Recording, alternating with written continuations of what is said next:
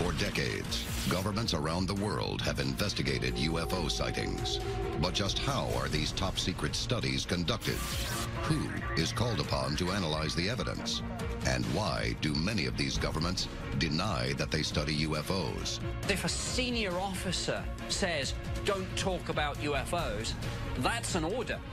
And all sorts of adverse consequences will befall anyone who disobeys that. Join us as we reveal how governments officially investigate unidentified flying objects and uncover why they keep it a secret.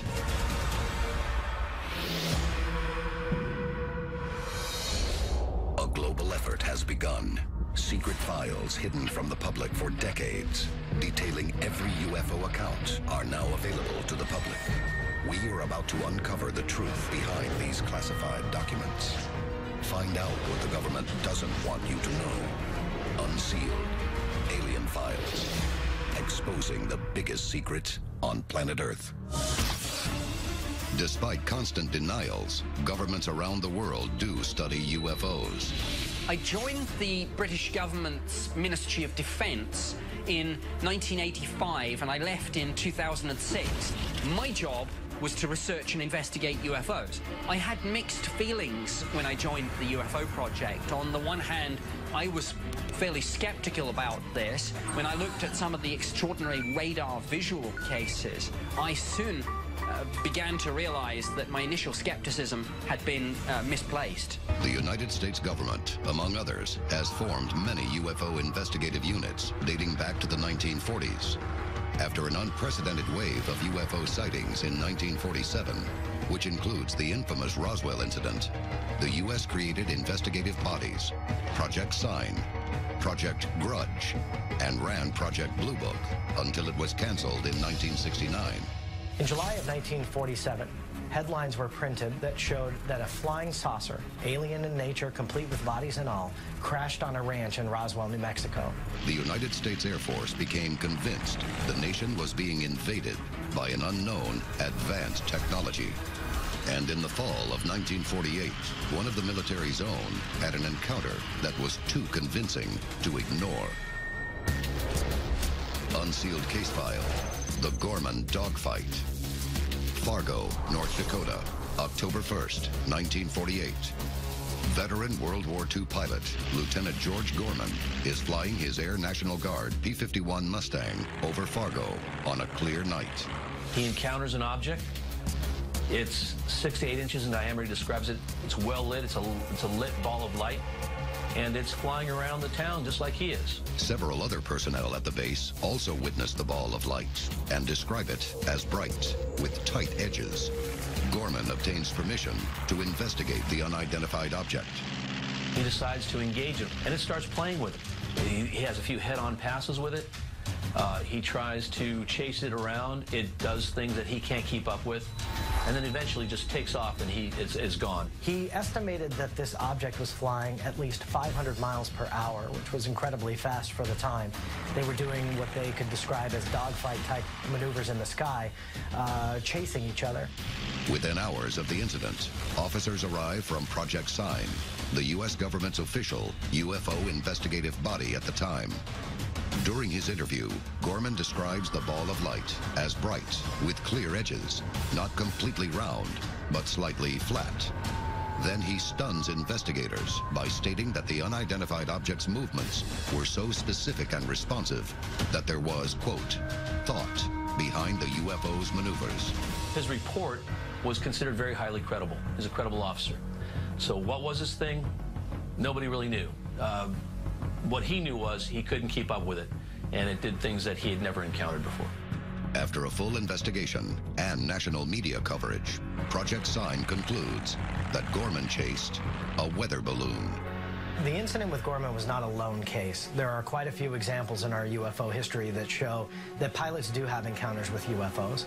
After investigation, most cases did turn out to have conventional explanations, and I was able to explain them in terms of people misidentifying aircraft lights, weather balloons, satellites, meteors, airships, all manner of objects and phenomena. perhaps in as many as 80% of cases, I was able to find a clear explanation. The question is, what exactly did Gorman encounter in the skies above North Dakota? Despite Project Sign's official 1948 findings, experts in the UFO community consider the Gorman dogfight to be unresolved. Many experts now look at the documents and say, well, they really weren't doing their job as true investigators. They were collecting these reports, analyzing them, and pretty much dismissing them one at a time. Weather balloon here, swamp gas there, the planet Venus over here. And they were just completely dismissing anything that came in. Coming up, we uncover one of the most heavily investigated and confounding mass UFO sightings in European history. This is Unsealed, Alien Files. Many times, official government UFO investigations are stamped top secret. And history shows that they can also be influenced by political agendas and controversial analyses. But what about the UFO sightings that have compelling evidence, credible witnesses, and corroborated data? Nick Pope's work for Britain's UFO department gave him inside knowledge of the rarest type of UFO encounter. In 5% of cases, or thereabouts, they were categorized as genuine unknowns. Now, of course, unknown does not necessarily mean, as the pop culture understanding is, extraterrestrials, but neither could we or did we rule out that possibility. Unknown means unknown. Nothing more, nothing less. Unsealed case file, the Belgium Wave. Eupen, Belgium, November 29th, 1989. A host of triangular UFOs appear in the night sky. There were black triangular UFOs over Belgium. People were seeing them everywhere. Many of them describe the black triangle craft that are reported today, where you have a black triangle craft, multiple lights on the bottom. 30 different sets of witnesses and 3 separate groups of police officers allegedly see black triangular UFOs in the skies above Belgium. Officials question the witnesses for any information that would lead to a rational explanation. But over the next few months, the initial sighting becomes a wave, with over 1,000 sightings reported from November of 1989 through the spring of 1990. The Belgian Air Force response to that was to actually scramble jets and chase these things. We always had specialists who could look at things in detail for us, whether it was looking at photos or videos. And of course, the other big part of UFO investigations is radar. They had F-16s, high technology jet. They chased these things. They gave chase. They had visual contact. They had radar contact confirmation. And this went on for some time. The evidence is overwhelming. Something is appearing in the skies. The Belgian government is forced to investigate. But how?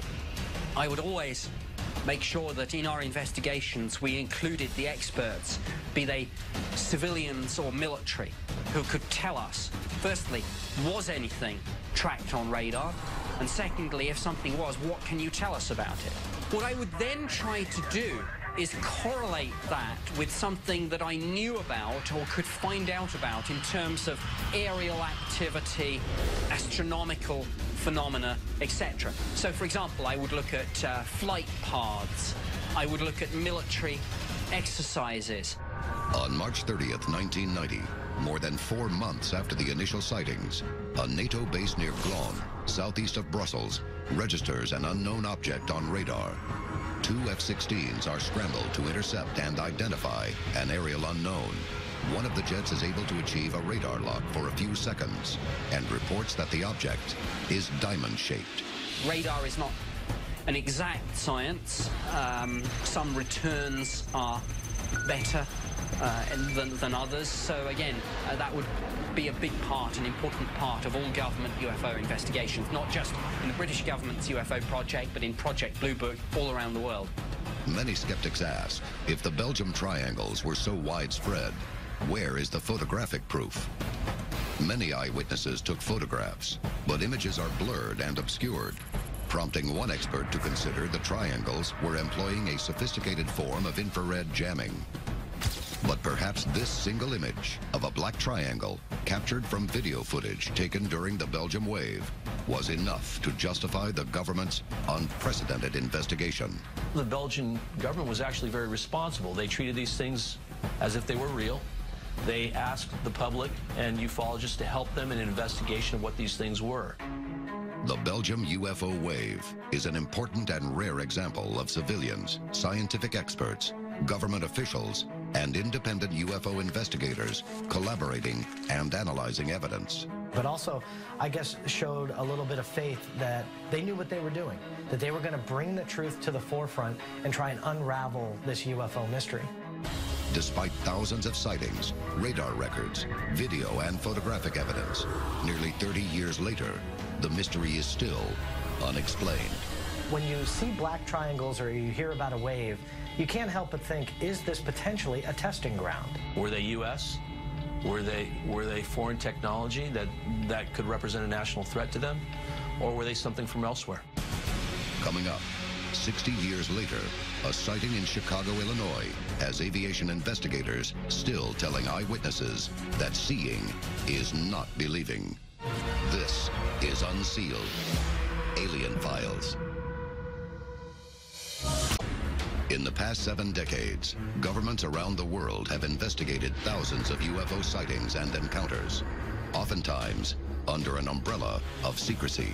But despite officially denying the existence of UFOs, to this day, many in the public are not convinced. Each year, when I was working on the UFO project, I probably received 200 or 300 sighting reports, and each of these had to be properly investigated. Unsealed case file, the O'Hare Airport Flying Disc, Chicago, Illinois, November 7th, 2006. Something unusual appears over one of the nation's busiest airports. November 2006, 4:15 in the afternoon, an object appears over O'Hare Airport. Aircraft operations are shut down for a while for this object. This thing's sitting over the airport. People are seeing it, people are videoing it, and this thing just sits there. But what is it?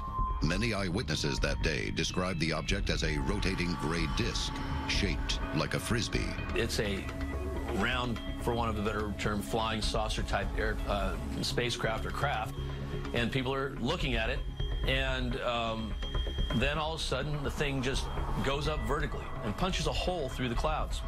The incident is witnessed by ground crew, pilots, passengers, and airline personnel.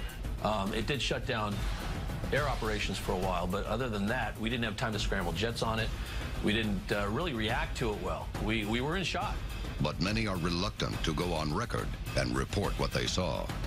You have to almost befriend them, or certainly empathize with them, be receptive, put them at ease if they're concerned that we wouldn't take them seriously, concerned that we might think they were wasting their time.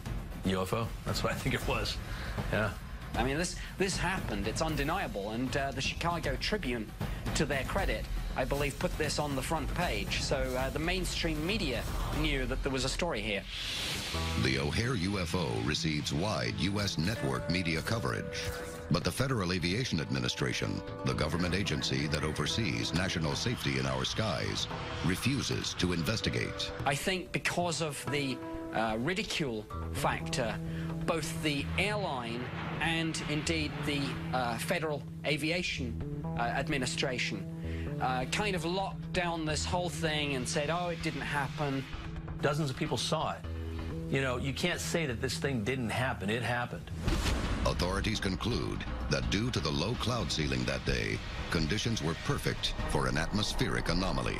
A skeptical explanation about a weather phenomenon was put forward. Whatever was witnessed hovering above O'Hare is still, to this day, unexplained. If you've got something flying in such controlled airspace, well, that's something that should be taken seriously, whether you're a believer or a skeptic. From studying UFOs for years in the UK, Nick Pope knows that investigations are often abandoned due to lack of data. In maybe 15% of cases, there was insufficient information, too little data to really come to a definitive conclusion. Is this the reason the FAA will not investigate UFO sightings? Why wouldn't they care if a UFO's there? Doesn't mean that it's alien, but it means that it's a threat. So it really kind of begs the question, are they covering up their interest? Coming up, we uncover claims alleging the U.S. Air Force is systematically erasing evidence. Evidence that proves they are actively investigating UFOs.